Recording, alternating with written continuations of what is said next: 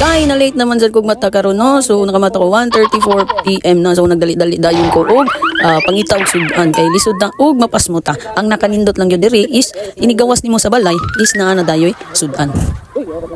Og naa si Jaira no nagpalibre mao na ko pag umangkon guwapa. Ang nakanindot lang aning bataan no kay pagkaon jud ang iyahang pangayoon. Pero kana di na nako pagumangkon na pagumangkon mo ng Cynthia.